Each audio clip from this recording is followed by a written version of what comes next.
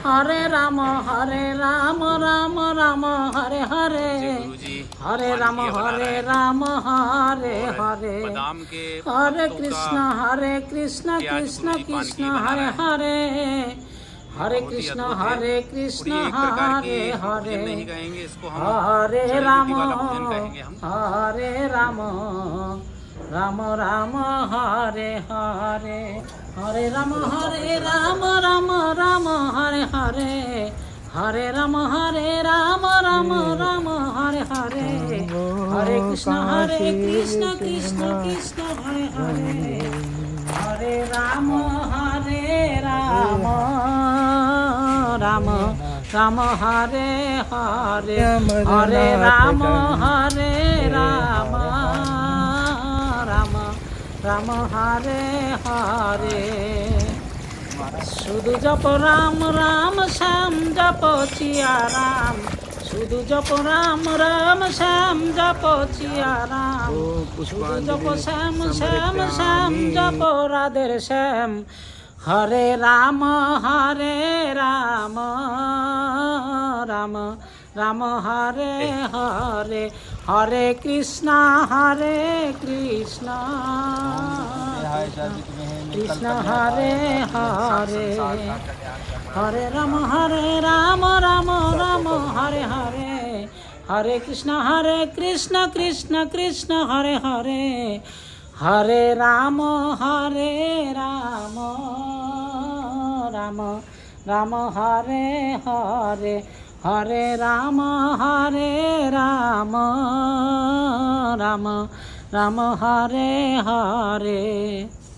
मेनलह राम हो तो कीचिया राम, मेनलह राम हो तो कीचिया राम, मेनलह श्याम हो तो की राधे श्याम, मेनो जो श्याम हो तो की राधे श्याम, हरे राम और मैया गंगा जो है, जैसे सब तीर्थ जो हैं, सब गंगा का जितनी भी नदियां हैं उनका स्नान करे। अगर नर्मदा जी का स्नान ना हो तो वह मुक्ति नहीं, और अगर मुक्ति है तो नर्मदा के तट पे ही है, और नर्मदा के स्नान नर्मदा के दर्शन करने से ही मुक्ति है। नर्मदा ऐसी है, ये दर्शनीय है। गंगा पाप धोती है, जमुना पाप धोती है, सब नदियां पाप धोती हैं, मगर नर्मदा पाप भस्म कर देती है, और इसके दर्शन मात्र से ही आधे पाप भस्म हो जाते हैं, और स्नान करने से ये मुक्ति दे देती है। इसलिए ये मैया नर्मदा किसी व्यक्ति के द्वारा नहीं आई है, किसी स्वयं भगवान ने अपने तप से ही, अपने बीच में से ही, हृदय से निकालकर, कंठ से निकालकर ये नर्मदा प्रकट की है। इसलिए ये शिवपुत्री अमर है, इसकी कभी भी प्रलय नहीं होती, ये सदा अमर ही रहती है। नर्मदे हा। कृष्ण कृष्ण हरे हरे, हरे राम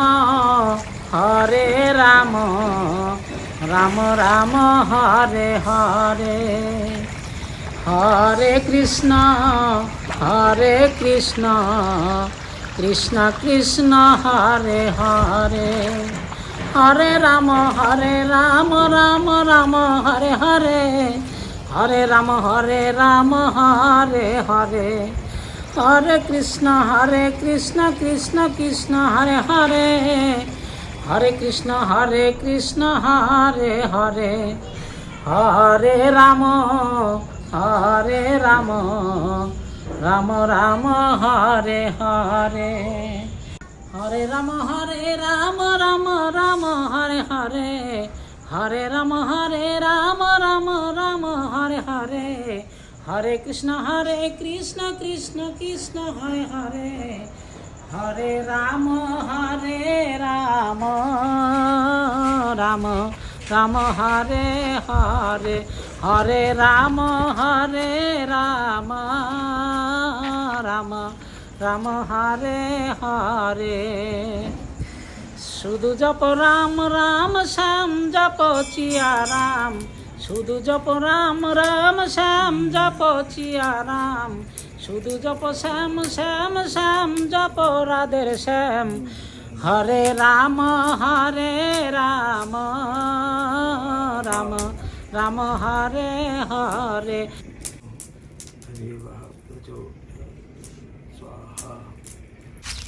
हरि ओम नमोस्तनन्ताय सहस्रमूर्ते सहस्रपादाक्षी शरीरुर्भावे सहस्रनाम्ने पुरुषाय शाश्वते सहस्रकोटि युगधारिणे नमः। नमः कमलनभाय नमस्ते जलशायने नमस्ते केशवानंत वासुदेव नमोस्तुते। जब भी हम माँ नर्मदा जी के तट पर जाते हैं तो जो भी साधु संत विराजमान रहते हैं आश्रम में, कुटिया में, सबसे पहले चाय की प्रसादी कराते हैं। इसलिए हम कहते हैं कि माँ नर्मदा जी के तट पर चाय का बड़ा विशेष महत्व है। पहले अतिथि देवो भव जी, बाकी हम बाद में, पहले अतिथि को देना पड़ता है। चाय भी कड़क है जी। गुरु जी आप चाय तो बहुत ज़्यादा भर रहे हैं। ये तो ज़्यादा पिएंगे तो अच्छी तरह दौड़ेंगे। लो चावल भी आपका ही भोग लग गया।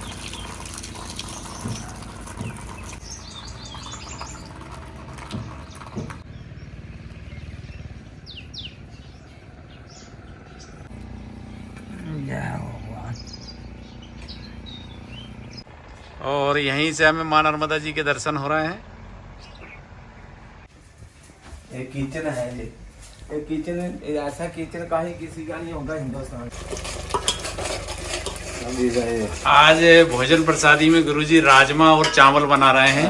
ये पुंछ का राजमा है और चावल है, और पुंछ का राजमा प्रसिद्ध है जी। इसको मोठी बोलते हैं, मोठी, पुंछ में मोठी बोलते हैं राजमा को। उधर मोठी, उधर पुंछ में होती है, पुंछ की प्रसिद्ध है ये मोठी। कश्मीर के पुंछ में है ना? हाँ, कश्मीर, जम्मू कश्मीर पुंछ जी। लास्ट है सीमा। अभी राजमा डालेंगे इसमें। जी जी जी। अभी ये तड़का तैयार करा है गुरुजी ने। ये है राजमा, इसको मसलना पड़ता है, मसल के फिर बन जाएगा कीमा। इसको राजा राम बोलते हैं जी। इस तड़के में बस जीरा है और अपना टमाटर है और हल्दी मिर्ची, बस मसाला। और फिर राजमा आपने रात में गला दिया था। इसको रात को भिगोना पड़ता है। रात में पानी में भिगो दिया था और सवेरे इसको डाल दिया। तो इसलिए ये बस जीरा है, ये है टमाटर है और अपना क्या बोलते हैं हल्दी मिर्ची मसाला, बस यही। अभी देखेंगे, अभी आपको खाएंगे तो फिर बताएंगे कैसा है।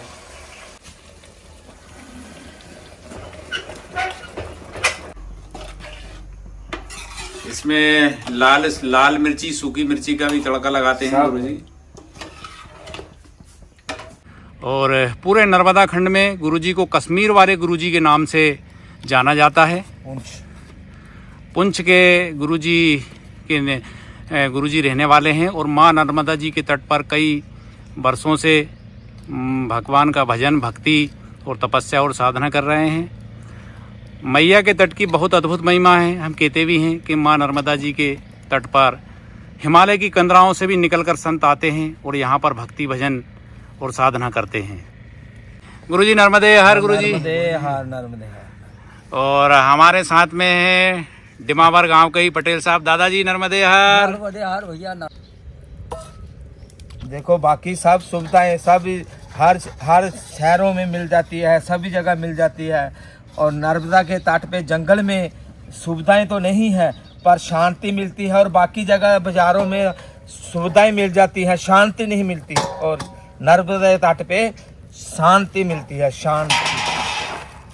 शांति जो किसी बाजार में नहीं मिलते हैं। और इसलिए आनंद यहाँ ही मिलता है। मज़ा तो बाजारों में मिलता है पर आनंद नहीं मिलता जी। जंगल में मज़ा नहीं है, आनंद है। आनंद खाने का भी आनंद, बैठने का आनंद, चलने का आनंद, देखने का आनंद और भजन का आनंद। देखो भगवान जो है एक ही भगवान होगा। दूसरा भगवान कभी नहीं, ना पहले था, ना अब है, ना आगे होगा। दूसरा कोई भगवान नहीं बन सकता। भगवान वही है जो रचेता पर ब्रह्म, वही परमात्मा के रूप में आया है। पर ब्रह्म वही ईश्वर के रूप में आया है, और ईश्वर के रूप में ही ये हम जगत सृष्टि में जो मैथुन सृष्टि है ये उसी के रूप में आई है। भगवान एक ही है। महात्मा जो है, संत जो है, ज्ञानी हो सकता है, विद्वान हो सकता है, तपस्वी हो सकता है, मगर भगवान वही रहेगा। वो पहले भी है, अब भी है, आगे भी वही रहेगा। अच्छा गुरुजी, जो अपन जो बाटी बना रहे हैं जो पान की बादाम के पत्तों की, ये गुरुजी शरीर के लिए क्या लाभदायक होती है इनसे? अच्छा है, ये जो है बड़ा पौष्टिक है, ये प्रसाद, भोजन प्रसाद। और ये क्या कर दूसरा से कंडे पे है, अग्नि के ऊपर है, और गैस का और इसका बहुत अंतर है। और गैस का जो है वो हानिकारक कर सकता है, मगर ये हानिकारक नहीं, ये औषधि है, औषधि ये लाभ ही देता है। और ये भोजन बड़ा स्वादिष्ट और बहुत पौष्टिक ताकतवर होता है। जैसे ये अभी आटा देख रहे हैं, बार बार इसको मसलना पड़ रहा है, बार बार मुक्की मारना पड़ रही है हाथ से इसको। और ये बार बार इसका अभ्यास, जितना अभ्यास इसका जितना करेंगे इतना ही ये आटा बहुत अच्छा जो है गूंदा जाएगा, और इसका भोजन प्रसादी भी बहुत अच्छी बनेगी। ऐसे ही अपने मन के लिए पहले बाहर से स्रोत से सुनना, श्रवण करे विचारों को, और फिर मनन करे, फिर बार बार उसका निध्यासन करे, बार बार अभ्यास करे, उसको रिपीट करता रहे। फिर जब परिपक्व हो जाए तो फिर वो ज्ञान का भोजन उसे प्राप्त हो, तो उसका मन भी प्रसन्न हो जाए। अब जे गुरुजी पान किया बना रहे हैं, और बादाम के पत्तों का के आज गुरुजी पान किया बना रहे हैं। ये बहुत ही अद्भुत है, और ये एक प्रकार की हम भोजन नहीं कहेंगे, इसको हम जड़ी बूटी वाला भोजन कहेंगे हम।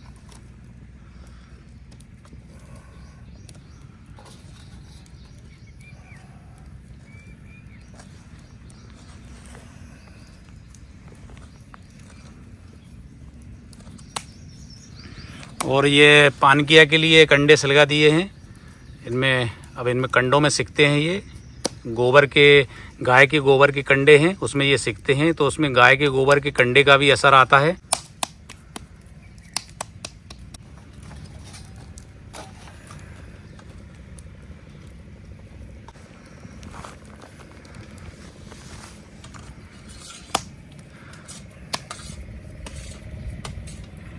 बादाम के पत्ते के पानकिया खाने से गुरुजी ये बता रहे हैं कि इससे हाथ पैर दर्द, घुटने दर्द, कमर दर्द में भी बहुत लाभदायक होता है।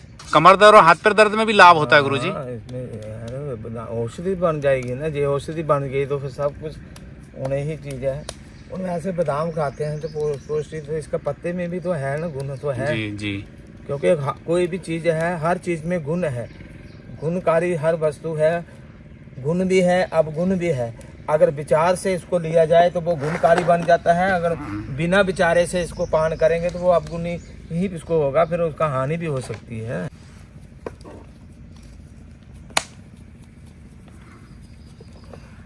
अच्छा गुरुजी, जैसे कि हम देखते हैं आप मैया के तट पर इतने सालों से विराजमान हैं, भगवान का भजन और भक्ति कर रहे हैं। गुरुजी, माँ नर्मदा जी की महिमा बताने की कृपा करें ना गुरुजी। माँ नर्मदा यही है मैया। इस मैया के तट पे कोई भी होगा, कोई कभी भूखा नहीं ये सोने देती है। मैया कहीं से कहीं, कोई अभी आज आप ही आए हैं, तो आप आए हैं तो कोई भी आता है, कोई तो कोई वस्तु, हर चीज़ को मैया कहीं से कहीं इसको कर देती है। जंगल में भी मिल जाता है, और मैया की महिमा है कि वो भूखा नहीं सोने देती। ये दर्शनीय है, इसका दर्शनीय है, और इसीलिए दर्शन है। जब ब्रह्मा विष्णु महेश जब इस परिक्रमा कर रहे थे और इस पे स्नान कर रहे थे, मार्कंडे ऋषि जी महाराज जब देख रहे थे तो मार्कंडे ऋषि जी महाराज हंसने लगे। तो ब्रह्मा विष्णु जी ने पूछा कि आप क्यों हंस रहे हैं? उन्होंने बोला आप सृष्टि के रचयिता पालनहार हैं, तो हमने सोचा कि आप इतना स्नान कर रहे हैं, क्या आप नहीं स्नान करें? बोला नहीं, मैं दर्शन मात्र से ही मैं प्रसन्न हो गया हूँ, मेरे आधे पाप भस्म हो जाते हैं। इसलिए जो इसकी महिमा अपरंपार है। और ये इसका जो जल है ये भी औषधि है। अगर भोजन ना भी खाया जाए, अगर इसका जल भी पान किया जाए, ये भी भोजन का काम करता है। ऐसा जल है मैया का। प्रसन्न हो जाता है। अच्छा गुरुजी, इसमें अभी ये इनका जो बादाम के पत्तों का जो अर्क है, ये रस जो बोलेंगे हम, इनमें बाटियों में समझ जाएगा। फिर उसके बाद अगर हम घी लगाएंगे तो वो बहुत ही अधिक पौष्टिक हो जाता है। घी चाहिए इसको, घी। हाँ, घी चाहिए। और घी से ही ये पौष्टिक बन जाता है और बहुत ही अच्छा हो जाता है।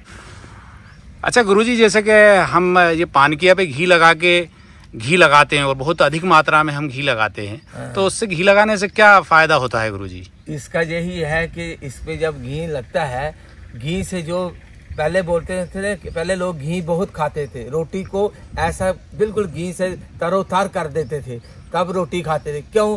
पहले किसी को शुगर नहीं होती थी, क्योंकि शुगर सागर सब खत्म हो जाती है। घी जो लग जाए रोटी को तो उसकी शुगर की जो बीमारी है वो दूर हो जाती है। शुगर तब हो रहा है कि अब लोग घी नहीं खाते हैं, पहले घी खाते थे। हमारे गुरुजी ये बता रहे हैं कि भैया रोटी पे घी लगाने से, घी लगा के अगर हम खाते हैं या पानकिया में हम घी लगा के खाते हैं तो उससे शुगर कंट्रोल में रहता है। ये बहुत ही अद्भुत बात बताई है हमारे गुरुजी ने। कंडे हैं, गाय के गोबर के कंडे हैं। अब इस पे पानकिया सेके जाते हैं। ये गुरुजी इस पे सेकेंगे।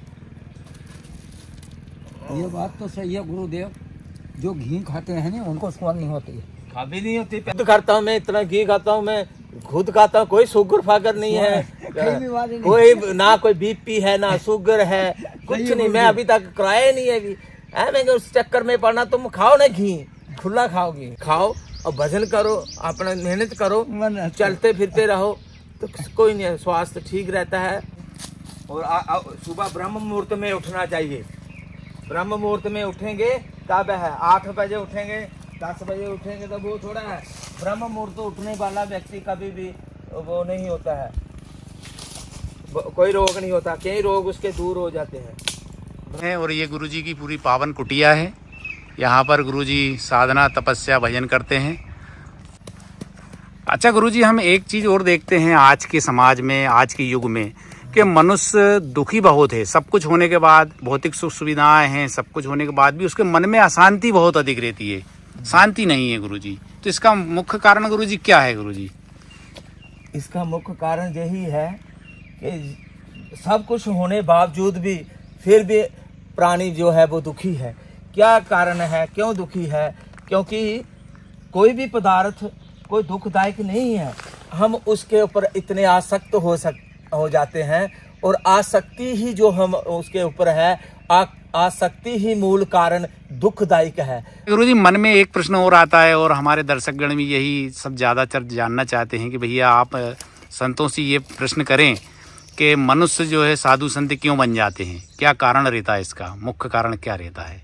देखो, ऐसे किसी कोई अपनी मर्जी से और अपनी मनमानी से कोई भी साधु नहीं बन सकता है, ना वो साधु हो सकता है। जो ईश्वर की, उस परमात्मा की जो प्रारब्ध में जो लिख चुका है कि ये फकीर बनेगा, ये साधु बनेगा, तब ये फकीर बनता है। पहले विवेक होना चाहिए और उसके बाद विराग होता है, और विराग के बाद फिर श्रवण, मनन और निध्यासन, फिर बार बार उस ब्रह्म का चिंतन करता रहे, उन विचारों पे, ब्रह्म विद्या के विचार पे ही चलता रहे, और भक्ति में और आसक्त इतना लीन हो जाए कि भक्ति में अपना प्राण न्यौछावर कर दे। यही फकीर होता है, यही साधु। जो प्रारब्ध में जो ईश्वर की लिखा हुआ है वही मनुष्य साधु होता है, जो ईश्वर की प्रारब्ध। पर प्रारब्ध भी तब जागती है, उसके लिए गुरु चाहिए, और गुरु वो होना चाहिए घु और रू। घु मैंने अंधकार और रू मैंने प्रकाश। जो अंधकार से प्रकाश की ओर मोड़ दे, वही गुरु होना चाहिए। और अब ये हम देख रहे हैं, ये पानकिया एक तरफ अब ये पलटाते हैं इनको, इनके पत्तों का ये अर्क जो है इन पानकिया में जा रहा है अंदर अग्नि के माध्यम से। ये जो है ये आनंद के लिए है। बनाने में इधर महल, कमरे से कमरे बना लूं, क्या होगा, डेकोरेशन कर लूं, पर भजन नहीं होगा। देखो ये जंगल है और जंगल में भजन आनंद है।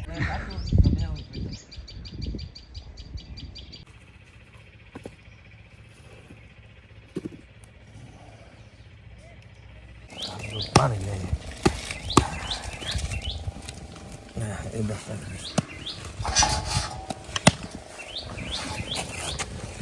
मसलते रहेंगे।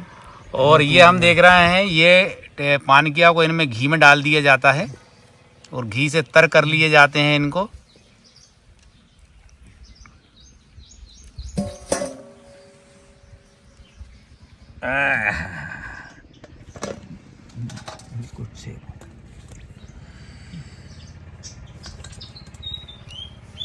ऐसा मैया की कृपा है। मैया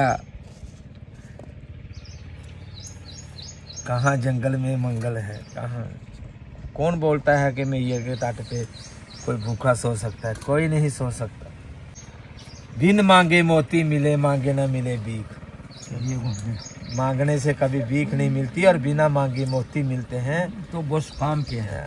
ये है निष्काम भाव से, निष्काम भावना से अगर तुम निस्वार्थ से कोई भी कर्म करोगे, तपस्या करोगे नर्मदा के तट पे, वो सब कुछ स्वयं वस्तु आ जाती है। वस्तु के पीछे नहीं जाना पड़ता। ये सिर्फ प्यार मांगती है, प्यार, प्रेम, श्रद्धा। गुरुजी ने आज बादाम के पत्ते में ये पानकिया बनाए हैं, तो बादाम के पत्ते के औषधीय गुण सारे पानकिया में आ जाते हैं, माटी के अंदर आ जाते हैं। फिर घी लगता है तो और अधिक उसके औषधीय गुणों की बढ़ जाते हैं और उसके सेवन करने से हमें कई प्रकार की बीमारियां से मुक्ति मिलती है। जब शरीर में बल आ जाता है तो बीमारियां अपने आप दूर होने लगती हैं। पानकिया है, जब तक शरीर है दुख भी है और परेशानी सुख भी है। ये जब तक शरीर है हमें दुख सुख से इतना विचलित नहीं होना चाहिए। ये आता है, शरीर है तो सब कुछ है। ज्ञानी हो चाहे अज्ञानी हो, शारीरिक रोग सबको लगता है। मस्त रहो अपनी मस्ती में और भजन करो ब्रह्म की वस्ती में। जी हाँ, कोई आम जो ज्यादा जो शब्द बोलने वाले बोलते हैं, मस्त रहो अपनी मस्ती में, आग लगे दुनिया की बस्ती। ये नहीं शब्द है। ये शब्द क्या दुनिया को आग लगा के तो फिर कहाँ करेगा वो, क्या करेगा वो, जिसने ब्रह्मा ने सृष्टि को रचा है। पर ये शास्त्र कहता है कि ज्ञानी का ये शब्द है, ज्ञानी की ये वाणी है, मस्त रहो अपनी मस्ती में और भजन करो ब्रह्म की वस्ती में। जी जी, संतों की वाणी हमेशा हम देखते हैं कि अमृत के समान रहती है। भारत प्रीति गुह्य तमम शास्त्र मुक्तम अनक ये गुरुजी ने राजमा की सब्जी बनाई है। आज कश्मीर का राजमा है।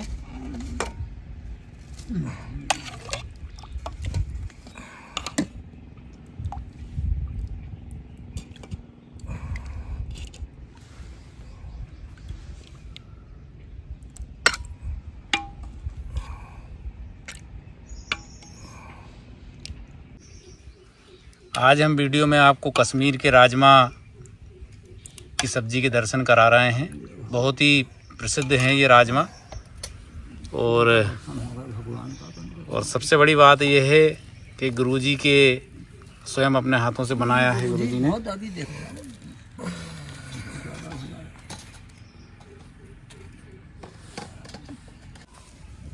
ये गुरुजी की स्पेशल चटनी है। हाँ, बस करो। इसको खाने से बहुत ही पावर बढ़ता है शरीर में। बल निर्बल, फिर पहले भक्त बनाता है, फिर भक्त से स्वामी बनाता है, फिर उसी में ही पीर फकीर, फिर शहनशाह कहलाता है। ये उसकी मर्जी का ही पसारा है। ये आपने पूछा था कि बनना है महात्मा, ये महात्मा ऐसे नहीं बनता। उसकी मर्जी का पसारा हो तो फिर महात्मा पहले ही होता, बनाया नहीं जाता। जो बनता है वो बिगड़ जाता है और बनी हुई चीज बिगड़ती है, इसलिए ये बनते नहीं है। आज हमें मध्य प्रदेश के जिला सीहोर, तहसील भैरुंदा और ग्राम डिमावर ग्राम में आज हमें गुरुजी के दर्शन हुए माँ नर्मदा जी के तट पर।